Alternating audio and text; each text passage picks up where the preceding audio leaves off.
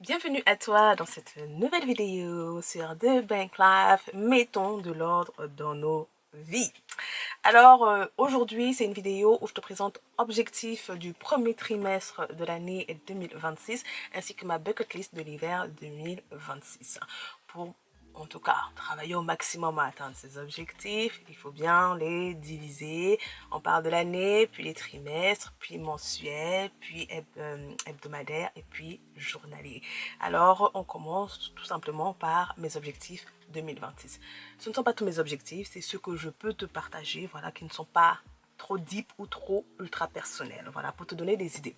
Alors moi, ce que j'ai fait, c'est que cette année, pour commencer, j'ai divisé mes objectifs en 4 catégories. Voilà, je me suis focalisée sur 4 catégories qui, voilà, englobent mes besoins, vraiment ce sur quoi je veux mettre toute mon attention. Parce que en prenant les leçons de l'année précédente, en s'éparpillant à gauche, à droite, en courant après plusieurs lièvres, on finit par ne rattraper aucun. Alors, j'ai décidé de prendre juste 4 catégories pour garder mon focus au maximum et me donner le maximum de chances de les atteindre. Mes catégories sont premièrement spirituelles, donc ma relation avec Dieu en tant que chrétienne, disciple de Jésus. Au niveau de tout ce qui est finance, business, finance, donc la richesse, l'enrichissement. Là-dedans, on va rentrer tout ce qui est formation, plan de carrière, business, entrepreneuriat, toutes ces choses-là que, voilà, objectifs financiers, d'épargne, tout ce genre de choses, ça rentre là-dedans. Et maintenant, tout ce qui est personnel, hobbies, voilà, passe-temps, et puis santé, corps. D'accord? Donc, on commence par ce qui est spirituel. Au niveau de mes objectifs spirituels, mon objectif de l'année, c'est de lire, terminer ma Bible en un an. L'année dernière, je n'ai pas réussi parce que il y a un milieu là, tu te rappelles, l'été était un peu compliqué. J'ai pris beaucoup de retard, ce qui fait que j'ai eu du mal à le rattraper. J'aurais pu, mais bon, après vers la fin de l'année aussi, ah, vraiment, faut laisser.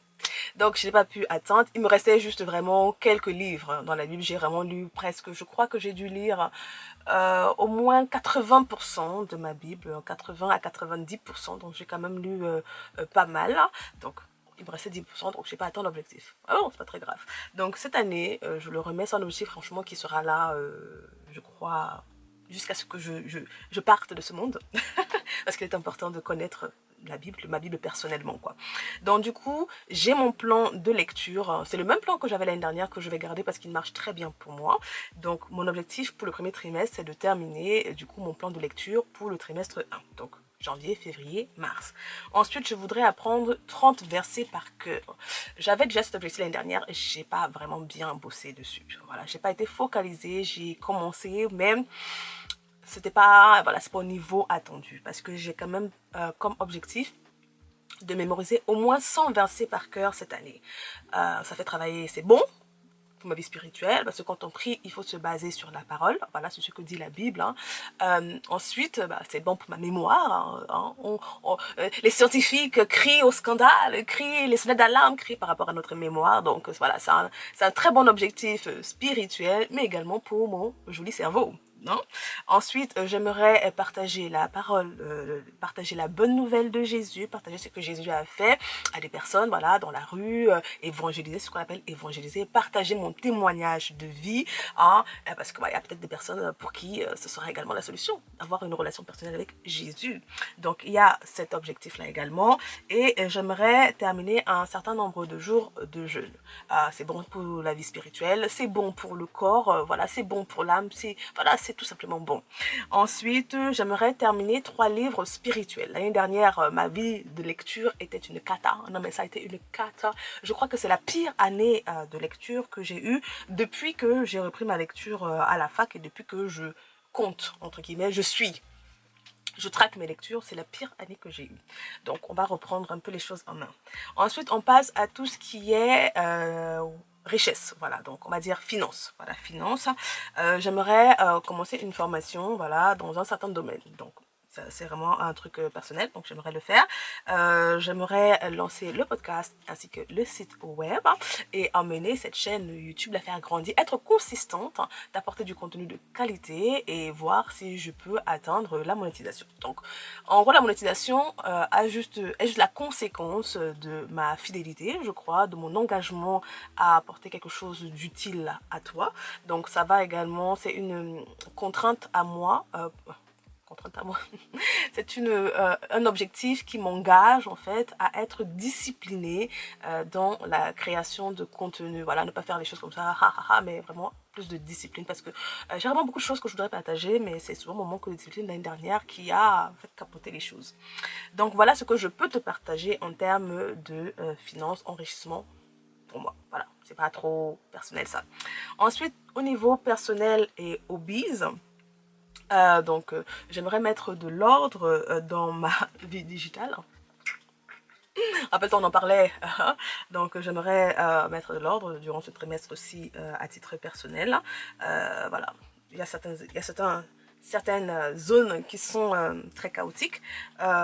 Créer mon système, en tout cas c'est l'objectif du trimestre, hein, créer mon système d'organisation pour 2026 parce que bon, chaque année on évolue, donc le mettre à jour, le créer. Ensuite, je vais commencer à apprendre ma langue maternelle avec mon papa. Voilà, parce que je suis d'origine camerounaise hein, et je suis de la tribu Bamileke. Et je comprends très bien, mais pour parler, j'avais commencé l'année dernière hein, avec mes parents, donc mes parents me parlent, hein, je réponds un peu, voilà, mais je trouve que je veux être fluide.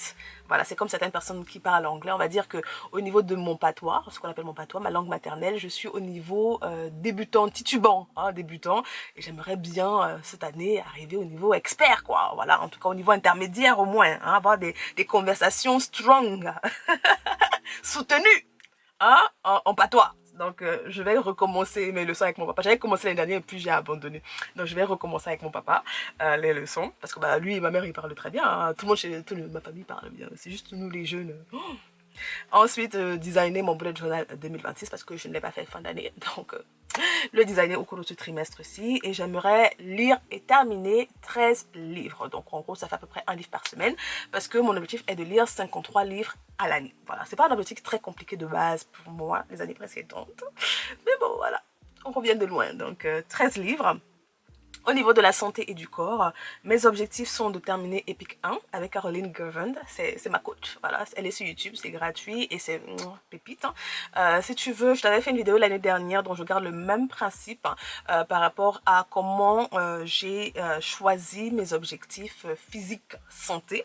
Donc tu peux aller la revoir, je vais la mettre en lien. Comment également ça peut t'aider toi à choisir ce sur quoi tu veux te focaliser et tout et ne pas abandonner tes objectifs en route. Bon, moi, je n'ai pas réussi l'année dernière. Ce n'est pas parce que je ne savais pas ce que je voulais. C'est parce que je n'ai tout simplement pas été disciplinée. Voilà. Il y a eu beaucoup d'interrupteurs. Mais ça va changer. Donc, j'aimerais terminer Epic 1, que j'ai déjà terminé plusieurs fois. Mais bon, là, maintenant, j'ai envie de terminer tous les programmes. Donc, pour la santé, mon objectif à l'année, c'est de terminer tous ces programmes. Donc, Epic 1, Epic 2, Epic Hit et Epic 3. Endgame, non, je ne pense pas que j'aurai le temps. Donc, je me donne quand même beaucoup de laps, hein, beaucoup de marge. Donc, pour le premier trimestre, Epic 1. J'aimerais courir 5 km en 30 minutes. Voilà. Je reprends ma course. Hein. Et j'aimerais mettre en place une bonne routine d'entretien de mon corps. Donc, en gros, tout ce qui est gommage, soins et tout. À un moment donné, j'avais une bonne routine et puis j'ai un peu laissé ça capoter. Et je trouve que ça me fait vraiment beaucoup de bien quand je suis bien structurée là-dedans, quand tu sais les jours et tout. Donc, j'aimerais retravailler cela. Et j'aimerais travailler mes étirements. Voilà. Je suis souple, hein, voilà, naturellement, par la grâce de Dieu, voilà, donc j'ai un corps souple, mais je sais que quand même je suis raide en manque d'étirement, et donc ce que je voudrais arriver à faire, c'est le grand écart. Je n'ai jamais réussi à faire le grand écart, donc j'aimerais bien. C'est juste un petit objectif comme ça pour s'étirer un peu, tu vois, hein, pour s'étirer un peu, tu vois, figurativement, et... comment dire ça c'est quoi le terme physiquement et... j'ai pas le terme, mais je pense que tu as compris. Tu as compris ce que je veux dire. J'espère. Dis-moi en commentaire si tu as compris ce que je veux dire. Et j'aimerais prendre soin de mon cuir chevelure. Voilà, c'est ce que j'ai comme objectif pour le corps et la santé. J'ai pas mis vraiment tout ce qui est food et autres parce que voilà, je sais globalement, donc c'est pas un objectif pour moi. Voilà ce qui est challengeant pour moi en cette saison. Donc voilà un peu mes objectifs de trimestre.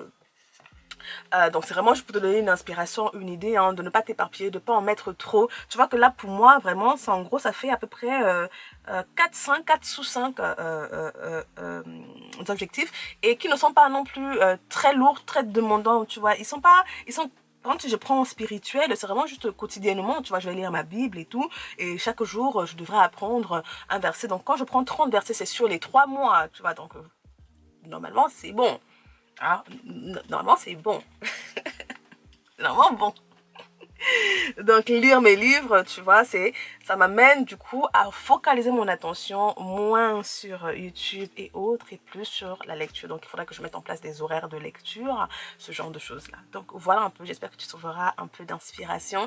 Si tu as déjà mis tes objectifs et que tu avais déjà abandonné, hein, parce que bon, il y a certains qui ont déjà abandonné. Moi, en tout cas, au moment où la vidéo sortira, des personnes auront déjà malheureusement abandonné leurs objectifs. Donc, j'espère que ça va encore te booster, te motiver à peut-être revoir ta stratégie en objectif cette année.